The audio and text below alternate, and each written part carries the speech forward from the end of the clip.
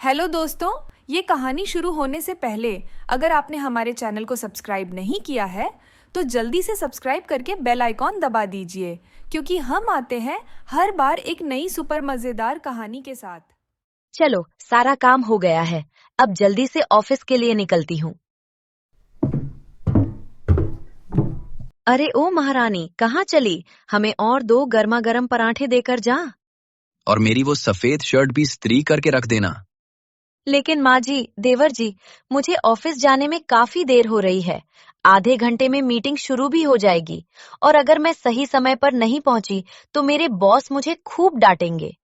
अरे गोली मारो आपकी उस मीटिंग को और जल्दी से हमें पराठे दे दो।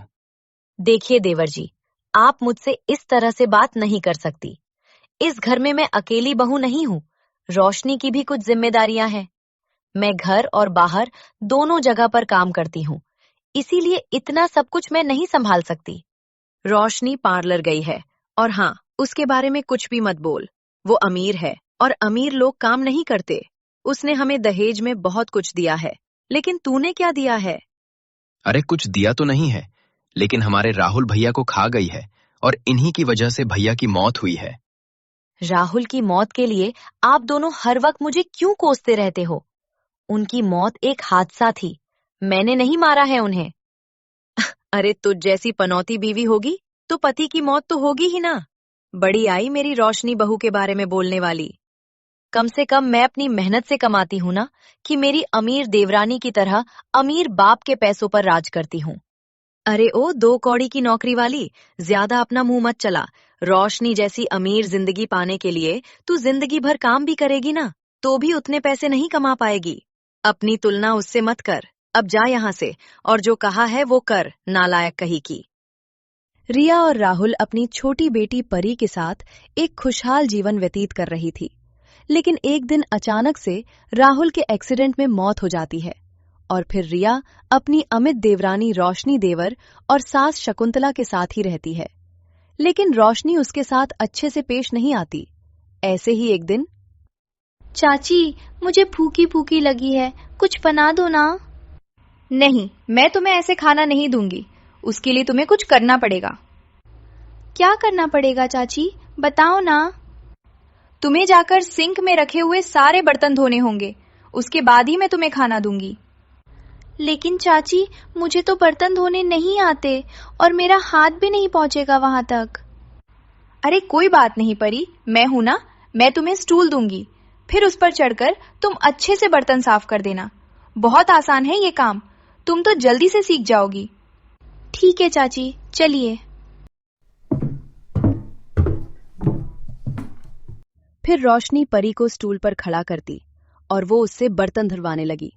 फिर कुछ देर बाद परी स्टूल से गिरने ही वाली होती है कि तभी वहां पर रिया आकर उसे बचा लेती है। परी, हे भगवान, मेरे बच्चे, अभी आपको चोट लग जाती। बेटा, और बेटा मैं जानती हूँ कि आपको रसोई रसोई खेलना बहुत पसंद है, लेकिन ये बर्तन धोने की क्या जरूरत थी तुम्हें? ऐसे कोई करता है क्या? अरे मम्मा, वो मुझे चाची ने कहा था कि जब मैं बर्तन धोऊंगी तभी वो मुझे खाना देगी, इसीलिए मैं एक काम कर रही थी और उन्होंने ही मुझे स्टूल पर खड़ा कर दिया। क्या? परी की बातें सुनकर रिया को बहुत गुस्सा आता है और वो सीधे शकुंतला और रोशनी के पास जाती है। मेरी छोटी बच्ची से काम करवाते हुए तुम्हें शर्म नहीं आई क्या रोशनी? और वो भी बस खाना देने के लिए। छी, कितनी घटिया औरत हो तुम। देखिए रिया भाभी, आप तो बस मुझसे रिश्ते में बड़ी हो, लेकिन औकात में नहीं। इसीलिए आप मुझसे औकात में रहकर बात करो। मैंने जो भी किया है बिल्कुल सही किया है। अगर तुम दोनों माँ बेटी को यहाँ पर रहना है तो घर का काम करना पड़ेगा और पैसे भी देने होंगे, वरना निकल जाओ यहाँ से। तुम्हारे पास तो बस शान शौकत है रोशनी, बस एक ही चीज की कमी है, पर वो दिल है। अरे तुम्हारी अपनी बेटी होती तो तुम उससे भी ये सब करवाती क्या? मैं अनाथ हूँ, मेरा इस दुनिया में कोई नहीं है, इसीलिए मुझे मजबूरी में यहाँ पर रहना पड़ रहा है। और आप माँ जी, आखिर आप कैसी दादी हो? अरे आपकी ये लाडली बहू अपनी पोती से काम करवा रही थी और आपने इसे कुछ भी नहीं कहा। अरे क्या कहूँ मैं इससे? इसने थोड़ी ना कुछ गलत किया है। अगर तुम दोनों को यहाँ पर रहना है तो काम तो करना ही पड़ेगा। और परी अभी इतनी छोटी भी नहीं रही। 2 बर्तन धो दिए तो उसमें कौन सी बड़ी बात, घर के ही बर्तन थे। वो थोड़ी ना किसी के घर पे जाकर बर्तन मांज रही है। और नहीं तो क्या, अब तुम दोनों माँ बेटी की किस्मत में ऐसे ही गरीबों की तरह काम करना लिखा है, तो इसमें हम क्या कर सकते हैं। अब जाओ यहाँ से, और फालतू की बातों पर बहस करने के लिए हमारे पास मत आया करो। लानत है आप लोगों पर, कितनी घटिया सोच है आप दोनों की। फिर रिया अपने हाथों से खाना बनाकर परी को खिलाती है और उसे सुलाने के बाद वो खूब रोती है। फिर अगले दिन ऑफिस में भी दिन भर उसकी आंखें नमकी रहती है। तभी उसके ऑफिस का कलीग आकाश वहां पर आता है। क्या हुआ रिया, तुम इतनी उदास क्यों हो? कुछ नहीं आकाश, मैं ठीक हूँ। अरे झूठ मत बोलो यार, तुम्हारी आंखें साफ साफ बता रही है। देखो कितनी नम हो चुकी है। अरे बाबा, बस आंखों में कचरा चला गया था और कुछ नहीं। सच में मैं बिल्कुल ठीक हूँ। पक्का ना रिया, क्योंकि तुम्हारा चेहरा देखकर मुझे टेंशन हो रहा है। अगर कुछ है तो तुम मुझे बता सकती हो। हाँ बाबा, पक्का कुछ भी नहीं हुआ है।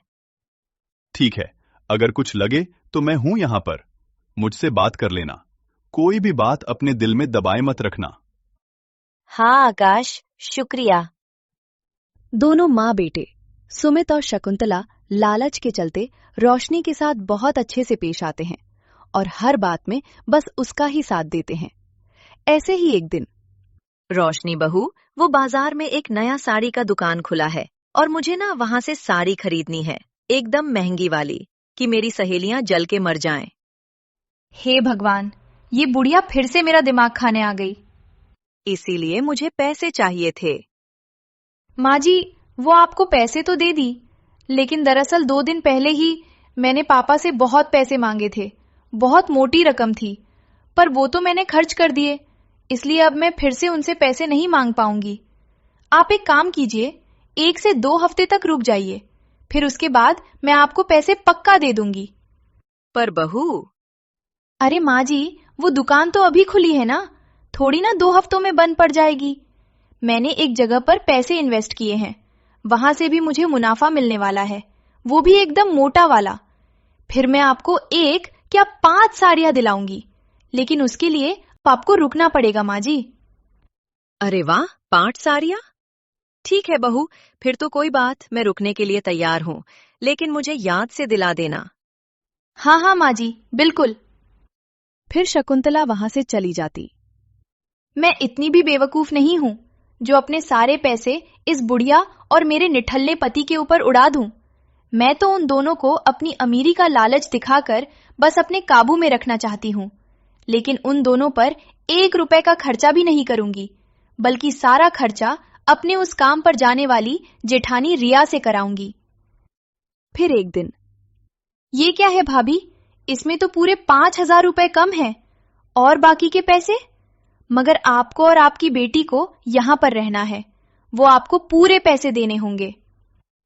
वो रोशनी, अगले महीने में परी का जन्मदिन है, इसीलिए मैंने 5,000 कम दिए हैं। उसे नई ड्रेस खरीदनी है ना, केक भी लाना है, और वो चाहती है कि घर पर छोटी सी पार्टी भी हो, इसीलिए मैंने वो 5,000 रुपए बचा कर रखे हैं। लेकिन वो 5,000 रुपए मैं अगले महीने जोड़ कर दे दूंगी। अरे लेकिन इस महीने के पैसे अगले महीने लेकर मैं क्या करूंगी? और यहाँ पर कोई जन्मदिन वगैरह नहीं मनाएगा। और अगर आपको पता था कि परी का जन्मदिन अगले महीने आने वाला है, तो 5,000 रुपए ज्यादा कमा लेती या फिर कहीं से जुगाड़ कर लेती। मुझे कुछ नहीं पता, मुझे अभी के अभी पूरे पैसे चाहिए। लेकिन रोशनी, तुम तो इतनी अमीर हो, उसके बाद भी पैसे पैसे कर रही हो। बोला ना, मैं 5,000 रुपए अगले महीने पक्का दे दूंगी। अरे थोड़ा तो रहम करो, इतनी बुरी कैसे हो सकती हो तुम? रिया बहू, तू रोशनी से इस तरह से बात नहीं कर सकती। मेरा राहुल जाने के बाद तू मेरी नजरों में मर चुकी है, इसलिए तू और तेरी बेटी, अगर तुम दोनों यहाँ पर रहना चाहती हो तो तुझे पैसे देने होंगे, वरना भर अपना सामान और दफा हो जा यहाँ से। आपने हमारे चैनल को सब्सक्राइब नहीं किया है तो जल्दी से सब्सक्राइब कर लीजिए।